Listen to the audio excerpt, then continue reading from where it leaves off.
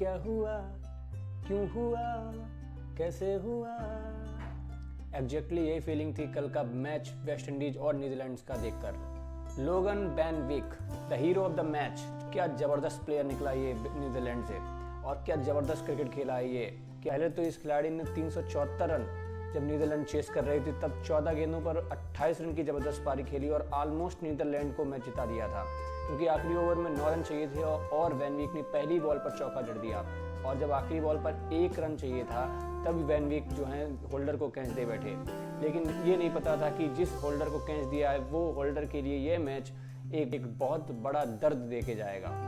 Match super over में जाता है और सुपर ओवर में वैन वीक को ही भेजा जाता है। कितनी बार आपने देखा होगा कि नंबर 8 के बल्लेबाज को सुपर ओवर में भेजा गया है और वैन वीक ने जबरदस्त ताबड़तोड़ पारी खेली और सुपर ओवर में 30 रन बना दिए, वो भी जेसन होल्डर जैसे गेंदबाज के खिलाफ जो लगभग फ्रेंचाइज क्रिकेट खेलते हैं, T20 क्रिकेट दुनिया भर में खेलते हैं और जो एक एक्सपीरियंस बॉलर माने जाते हैं। और जेसन होल्डर के खिलाफ 30 रन मारना वाकई में कोई छोटी बात नहीं है। वैन वीक ने पहली बॉल जो कि ऑलमोस्ट फुल टॉस थी उसको चौके मारा, फिर 6, फिर 4, फिर 2 6 और फिर 1 4, मतलब 6 गेंदों में 3 छक्के 3 चौके और वैन वीक ने अकेले दम पर लगभग वेस्ट इंडीज को वर्ल्ड कप क्वालिफायर से बाहर कर दिया है।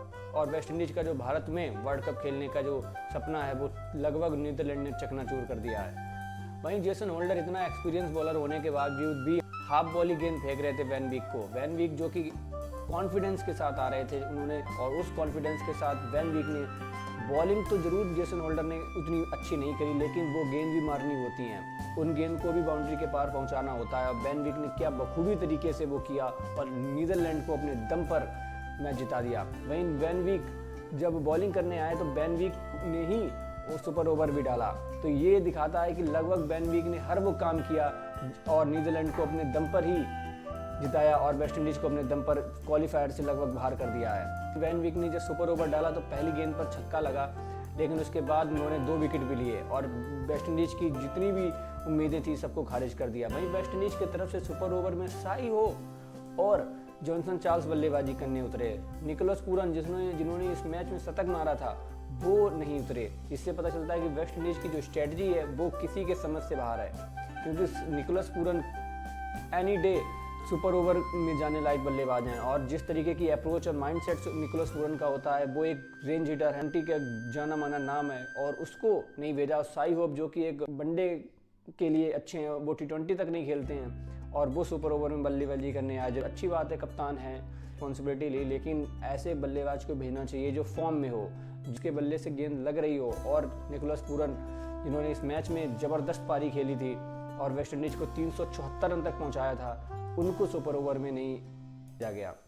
वहीं इस मैच के साथ ही वेस्ट इंडीज की भारत में होने वाले वर्ल्ड कप में खेलने की उम्मीदें लगभग चकनाचूर हो गई हैं। ये वही वेस्ट इंडीज है जो कि 2 बार की चैंपियन टीम है और 1970 और 1980 के टाइम की एक one of the best team थी और उस समय के टीमें वेस्ट इंडीज के खिलाफ खेलने से डरती थीं, जहां उनके पास जबरदस्त बल्लेबाज विवियन रिचर्ड्स, कटली, एम्ब्रोज जैसे खिलाड़ी थे जो अपने दम पर टीम को जिता देते थे और इनकी जो टीम थी वो दुनिया की सबसे बेहतरीन टीम मानी जाती थी। लेकिन फिर अचानक क्या हो गया कि वेस्ट इंडीज की टीम अब वर्ल्ड कप क्वालिफाई भी नहीं कर पा रही है। हमने 2 वर्ल्ड कप क्वालिफायर की बात करें तो पिछला T20 वर्ल्ड कप भी वेस्ट इंडीज ने नहीं क्वालिफाई कर पाया था और कल का दिन वेस्ट इंडीज के लिए सबसे बुरा दिन होगा, जहां वेस्ट इंडीज जो कि सबसे फेवरेट मानी जा रही थी वर्ल्ड कप क्वालिफायर के लिए, वो पहले जिम्बाब्वे और फिर नीदरलैंड से हार कर लगभग वर्ल्ड कप क्वालिफायर से बाहर हो गई है। वहीं नीदरलैंड जिसने पिछले T20 वर्ल्ड कप में साउथ अफ्रीका को हराकर सभी को चौंका दिया था और वहीं इस बार वेस्ट इंडीज को हराकर वेस्ट इंडीज के वर्ल्ड कप खेलने के सपने को चकनाचूर कर दिया। नीदरलैंड जो कि वेस्ट इंडीज के खिलाफ एक जीतने के लिए उनके पास सब कुछ था और हारने के लिए कुछ भी नहीं, क्योंकि कोई भी वेस्ट इंडीज के अगेंस्ट उनको फेवरेट नहीं मान रहा था। लेकिन नीदरलैंड ने दिखाया कि वो कर सकते हैं और उन्होंने पहले भी ये करके दिखाया है। वहीं वेस्ट इंडीज ने जब 374 रन बनाए तो शायद उन्होंने नीदरलैंड्स को हल्के में ले लिया और जिसका खामियाजा उन्हें भुगतना पड़ा, क्योंकि 374 रन आते हैं और जब सामने वाली टीम चेस करने आती है तो उसके हाथ पाँव फूलने लगते हैं, क्योंकि चाहे कितनी भी बड़ी टीम हो 374 रन वनडे में एक छोटा टोटल नहीं है, और चाहे आपकी बॉलिंग कितनी भी खराब हो, लेकिन 374 रन आपके खिलाफ बनना इतना आसान नहीं होता है, क्योंकि आपके सामने वो इंडिया और इंग्लैंड जैसी टीम नहीं थी, आपके सामने नीदरलैंड जैसी टीम थी जो अपने दिन पर जीत सकती है, लेकिन शायद आपने उतनी अच्छी बॉलिंग नहीं करी और जिसका खामियाजा आपको भुगतना पड़ा। लेकिन सबसे बड़ी बात यह है कि क्या वेस्ट इंडीज़ का इस साल होने वाले वर्ल्ड कप के लिए खेलने का सपना चकनाचूर हो गया? ये चीज़ हम देखते हैं पॉइंट्स टेबल में कि सुपर 6 में तो वेस्ट इंडीज़ पहुंच गई है, लेकिन वेस्ट इंडीज़ के सुपर 6 में एक भी पॉइंट नहीं है। 0 पॉइंट्स के साथ वेस्ट इंडीज़ पहुंची है सुपर 6 में।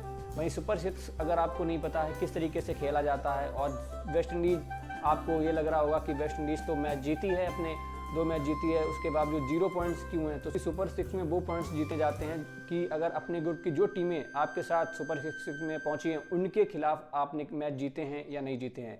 तो वेस्ट इंडीज जो कि ग्रुप ए में थी, वहाँ पे जिम्बाब्वे और नीदरलैंड भी सुपर 6 में पहुंचे हैं, और वेस्ट इंडीज उन दोनों टीमों से मैच हारी है। इसीलिए वेस्ट इंडीज के 0 पॉइंट्स हैं, नीदरलैंड्स के 2 पॉइंट्स हैं और जिम्बाब्वे के 4 पॉइंट्स हैं। वहीं अगर दूसरी टीम के सुपर टीमों की बात करें जो सुपर 6 में पहुंची हैं, तो जिम्बाब्वे, स्कॉटलैंड और ओमान। अब अगर वेस्ट इंडीज अपने तीनों मैच जीतती है श्रीलंका, स्कॉटलैंड और ओमान के खिलाफ, तो भी उसके चांसेस बहुत कम हैं कि वो सुपर 6 में पहुंचे, क्योंकि जिम्बाब्वे के ऑलरेडी 4 पॉइंट्स हैं, और अगर वो 2 मैच भी जीत जाती है 3 में से, तो वो सीधे क्वालिफाई कर जाएगी। वहीं श्रीलंका जिसके ऑलरेडी 4 पॉइंट्स हैं और वो अगर भी 2 मैच जीत जाती है तो वो भी पहुंच जाएगी। तो वेस्ट इंडीज को अपने तीनों मैचेस भी जीतने हैं और सामने वाली टीमों पर डिपेंड करना है कि वो भी अपने मैचेस हारें। तो वेस्ट इंडीज के लिए उम्मीदें लगभग से खत्म हो गई हैं, और वेस्ट इंडीज़ का ये जो बुरा दौर है ये लगभग कंटिन्यू हुआ है। और ये क्यों है ये हम सब जानते हैं, क्योंकि उनके जो प्लेयर्स हैं वो T20 क्रिकेट को ज़्यादा पसंद करते हैं, ना कि वनडे क्रिकेट को। हालांकि T20 में भी पिछली बार वेस्ट इंडीज़ का बुरा हाल था, और कोई भी प्लेयर्स उनकी यूटी के साथ नहीं खेलते हैं। वहीं नीदरलैंड जैसी टीमों ने और ओमान, स्कॉटलैंड, आयरलैंड जैसी टीमों ने दिखाया है कि उनको और मैचेस मिलने चाहिए और टीमों के साथ उनकी सीरीज करानी चाहिए, जिसके उनके प्लेयर्स और एक्सपीरियंस लें और बड़ी से बड़ी टीमों के साथ खेलें और वो सीखें। तो कैसी लगी ये वीडियो? इसी तरीके की और वीडियो देखने के लिए make sure you subscribe the channel. Thank you.